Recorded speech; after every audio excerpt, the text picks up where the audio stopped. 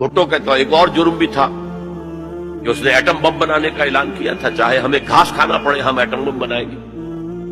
اور کسنجر نے کہہ دیا تھا well make an example of you, باز نہیں آؤ گے اگر تو تمہیں یہ نشان عبرت بنا دیں گے. اور وہ نشان عبرت پھانسی پہ جلا دیا. چھوٹا سا جلسہ کرنے کے لیے بھی آپ کو کتنے پاپڑ بیلنے پڑتے ہیں، اس کا اشتہار شائع کیجئے، اس کی ڈنوری کیجئے، اس کا اور اعلان کیجئے. وہ کتنے آئیں گے؟ 200-400 آ گئے تو بڑی بات. یہاں وہ کچے دھاگے سے بندھے آ رہے ہیں، نہا دھو کر کپڑے بدل کر عطر لگا کر چلے آ رہے ہیں. تو یہ ہے کہ بہت خطرناک ہے. یہ اگر مل جائے فنڈامنٹلسٹ تو انہیں دور رکھنا ایک دوسرے سے اور ان کے آپس کے اختلافات کو بھڑکانا ہے تاکہ یہ کبھی متحدہ قوت نہ بن سکے. ٹریڈیشنلسٹ. تیسرے انہوں نے کہا ہے کہ ماڈرنسٹ ہے، جو اسلام کی ایسی تعبیر اب کر رہے ہیں جو ہماری تہذیب کے ساتھ کمپیٹیبل ہے. پاکستان میں ڈاکٹر اقبال صاحب کے بیٹے نے، جاوید اقبال نے کہا شراب حرام نہیں ہے، قرآن میں کہیں حرام نہیں لکھا. شراب پی کر مدہوش ہو جانا حرام ہے، شراب پینا فی نفس سے حرام نہیں ہے. ایک اور ان کے ہم نام دانشور ہیں، ٹی وی پر کافی اب آ رہے ہیں.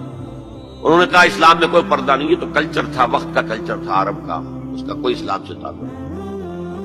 یہ جو ری انٹرپریٹیشن آف اسلام ہو رہی ہے to make it compatible with the western civilisation, وہ کہتے ہیں کہ یہ ہے اصل آدمی اور ان کی مدد کرنی چاہیے، انہیں سپورٹ کرنا چاہیے، ان کو امداد دینی چاہیے اور ان کو میڈیا پر ان کی اپیئرنس کا اہتمام کرنا چاہیے، اس لیے کہ ان کے پاس کوئی اور ذریعہ تو ہے نہیں.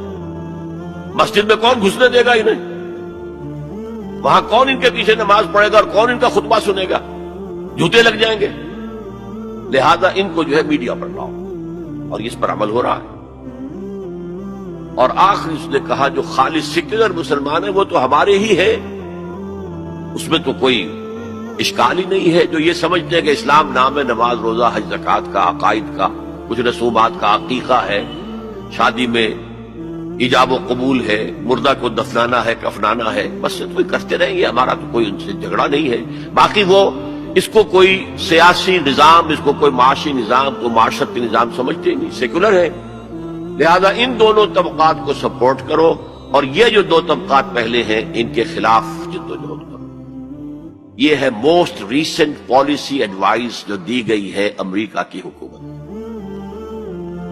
بہرحال میں نے کہا تھا کہ ایک طرف تو رینائسنس کی تحریک چل رہی ہے، اس کے بارے میں اپنا تجزیہ پیش کر دیا. دوسری طرف ہمارے زوال کا عمل اور گہرا ہوتا چلا گیا. اس زوال کے بڑے بڑے لینڈ مارک کیا ہیں؟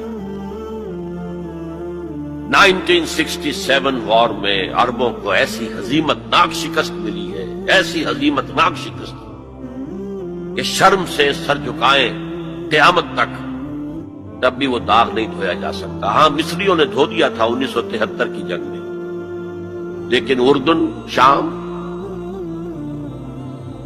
اور اسرائیل نے جھپٹا مارا. ادھر سے لیا سینائی پیننسلا، ادھر سے لے لیے گولان ہائٹس، ادھر سے پورا ویسٹ بینک جو اب تک جارڈن کے پاس تھا، اور ایسٹ یروشلم بھی گیا، اب ان کے قبضے میں ہے.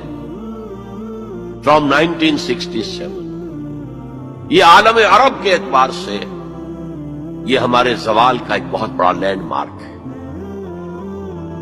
اسلام کے نام پر بننے والے ملک کا جو حشر ہوا 1971 میں 2 لخت ہو گیا، 2 ٹکڑے ہو گیا، اور سخت ہزیمتناک، عبرتناک ہزیمت جو ہے مسلمانوں کو پاکستان کو اٹھانی پڑی. یہ ایک اور دوسرا لینڈ مارک ہے. پھر جو قتل عام ہو رہے ہیں بوسنیا میں، چچنیا میں، پیلسٹائن میں، یہ سب کے سب جو ہے یہ اسی کی شکلیں ہیں. تو down fall is also increasing, going deeper and deeper and deeper. لیکن دوسری طرف رینائسنس کی تحریکیں بھی ہیں، اگرچہ مس لیڈ ہے. میں ان ٹیررسٹ حضرات کو، جو میں نے کہا کہ ان کی نیت کے اعتبار سے اللہ کے ہاں ان کے ساتھ معاملہ ہوگا، لیکن میں ان کا جو بھی طریقہ کار ہے اسے سمجھتا ہوں کہ وہ مفید سے زیادہ مضر ہے، کاؤنٹر پروڈکٹیو ہے. اسلام کا وہ نقصان پہنچ رہا ہے.